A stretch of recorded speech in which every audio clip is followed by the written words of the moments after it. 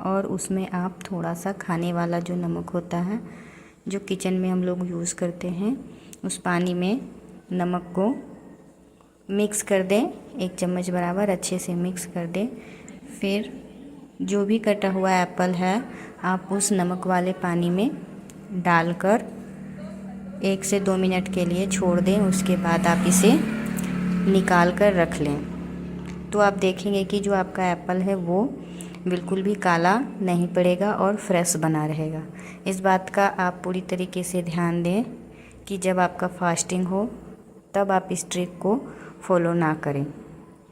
अब इस एप्पल को निकाल कर आप अगर लंच में भी अपने बच्चों को देते हैं तो वो बिल्कुल भी काला नहीं पड़ेगा। इस ट्रिक के कारण बच्चों को टिफ़िन में या आप अपने हस्बैंड को टिफ़िन में एप्पल देना चाहते हैं तो अब आप बहुत ही आसानी से काट कर साफ़ कर इस तरीके से एप्पल को दे सकते हैं।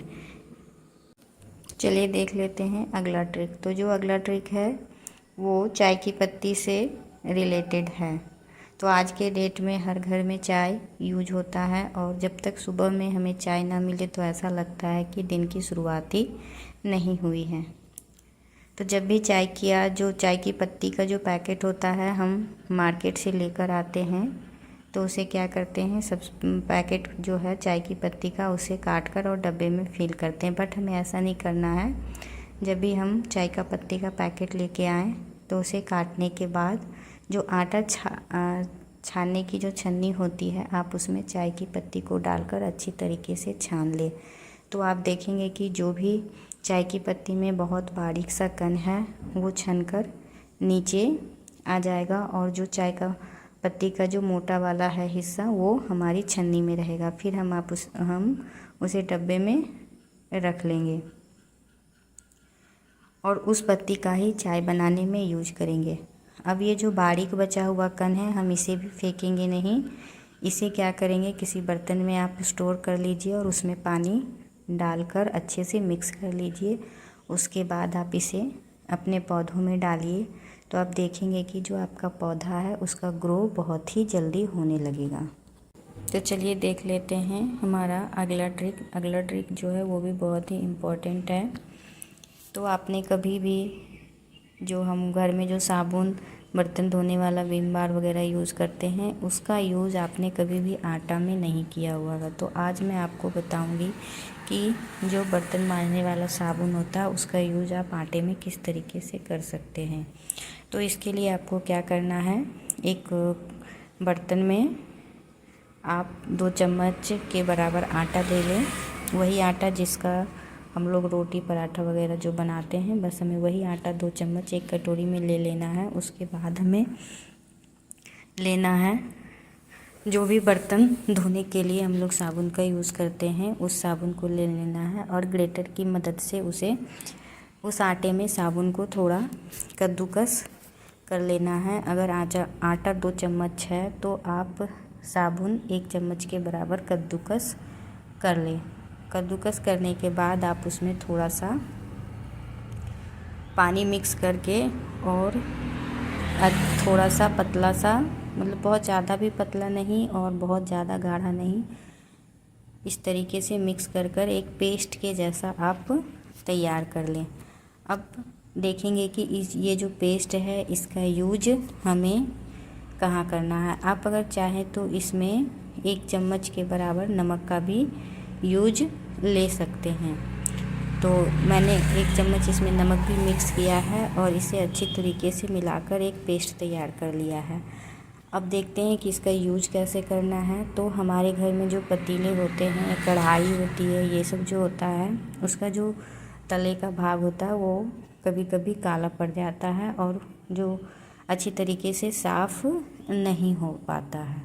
तो इस तरीके से आप पेस्ट बना लें और इसका यूज आप अगर बर्तन को साफ़ करने में करेंगे तो आप देखेंगे कि ये जो काला काला जो बर्तन में है वो बहुत ही आसानी से साफ़ हो जाएगा और कढ़ाई की जो चिकनाई होती है वो भी जल्दी नहीं जाती है। तो इस पेस्ट का यूज करके आप देखिए जो कढ़ाई की भी चिकनाई होती है वो भी बहुत ही आसानी से और फटाफट चला जाएगा। आपने नोटिस किया होगा कि जो हमारी दादी नानी होती थी वो राख में सर्फ़ को मिलाकर बर्तन को मांजती थी, तो जिससे क्या होता है हमारा बर्तन बहुत ही ज़्यादा साफ़ दिखता था। तो आज के समय में राख तो हमें नहीं मिल पाता है, तो ये इसका एक दूसरा ऑप्शन है। आप इस तरीके से आटे में भी मिक्स करके आप यूज कर सकते हैं, जिससे आपके घरों के जो बर्तन हैं वो चमचमाते रहेंगे। तो चलिए मैं इस पतीले में अच्छे से लगा के और फिर मैं इसे धोकर आपको दिखा रही हूँ। काफ़ी हद तक ये साफ़ हो गया है। तो इस तरीके से आप भी इसका इस्तेमाल कर सकते हैं। तो जितना ज़रूरत हो आप उतना बनाइए और इस्तेमाल कीजिए। इसे आप बनाकर ना रखें, नहीं तो ये ख़राब हो जाएगा, इसमें से बैड स्मेल आने लगेगी। अगला जो ट्रिक है वो टमाटर से रिलेटेड है। तो आज के समय में टमाटर बहुत ही कॉस्टली मार्केट में आ रहे हैं। तो पिछले मार्केट जब मैं गई थी तो टमाटर थोड़े सस्ते थे, तो मैं थोड़ा ज़्यादा क्वांटिटी में लेकर आ गई। अब इसे मुझे अच्छे से और लंबे समय तक स्टोर रखना है, तो इसके लिए मैं 2 ट्रिक फॉलो करती हूँ। तो आज मैं आप लोगों के साथ वो दोनों ट्रिक शेयर करूँगी। तो इसके लिए हमें क्या करना है, सबसे पहले हमें ज़रूरत होगी कैंडल की।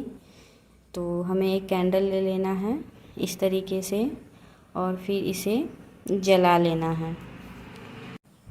तो मैंने कैंडल ले लिया है और उसे माचिस की मदद से जला लिया है। इसे जलाने के बाद हमें क्या करना है, हमें टमाटर लेना है और टमाटर का जो ऊपरी हिस्सा है, जहाँ से टमाटर की जो डंठल लगी होती है वो वाला हिस्सा, उसके ऊपर हमें कैंडल का जो पार्ट है वो उसे इस तरीके से गिराना है। और इस यहाँ पे कम से कम 2 से 3 ड्रॉप कैंडल का जो लिक्विड है उसे इस तरीके से गिरा लेना है। और गिराने के बाद जो उसका जो मुंह है उसे पूरी तरीके से कवर कर लेना है। तो इसी तरीके से सारे जो टमाटर से हैं उसे कवर कर लें, तो इससे टमाटर लंबे समय तक सही बने रहेंगे। अब जो दूसरा ट्रिक है जो मैं फॉलो करती हूँ वो है, उसके लिए आपको सेलो टेप लेना है और सेलो टेप का 2-3 मतलब जितना भी टमाटर आपको कवर करना है उतने टुकड़े इस तरीके से सेलो टेप का आप पहले कट कर लें। और कट करने के बाद आप उसे रख लें और फिर एक एक टमाटर आप लेते जाइए और टमाटर के ऊपर जो हमने ये सेलो टेप का जो टुकड़ा है उसे कट कर रखा है, उसे बस जो उसका मुंह वाला जो पार्ट है ना उसे कवर कर दीजिए। जैसे कैंडल से हमने उसे कवर किया था, बस वैसे ही इसे इस तरीके से इसे कवर कर दीजिए। तो इस तरीके से जो टमाटर का जो लाइफ है वो लंबा हो जाता है। आप टमाटर को इस तरीके से कवर करने के बाद फ्रिज में स्टोर करें तो टमाटर 1 आध महीने तक भी बहुत ही अच्छा रहता है। तो जब टमाटर महंगा होने वाला हो तो आप इस तरीके से टमाटर ख़रीद कर लाएं और उसे 1 आध महीने तक आप घर पे ही अच्छे तरीके से फ्रेश रूप से स्टोर करके रख सकते हैं। देख लेते हैं अगला जो टिप है वो सेलो टेप से रिलेटेड है। तो अभी आपने देखा होगा कि जब मैं टमाटर के ऊपर सेलो टेप लगाने के लिए लेके आई थी तो इसका जो फर्स्ट वाला जो सिरा है वो मुझे मिल नहीं रहा था, जैसा कि अभी वीडियो में देख रहे हैं।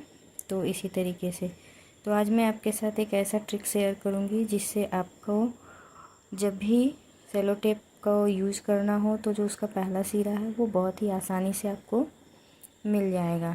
तो इसके लिए सबसे पहले जो सेलो टेप का जो सिरा है उसे हमें ढूंढ लेना है और ढूंढने के बाद जैसा कि आप वीडियो में देख रहे हैं ये इस तरीके से, उसके बाद इस तरीके से आपको जितना यूज़ करना है उतना खोलना है और फिर हल्का सा ट्रायंगल टाइप में उसे मोड़ देना है।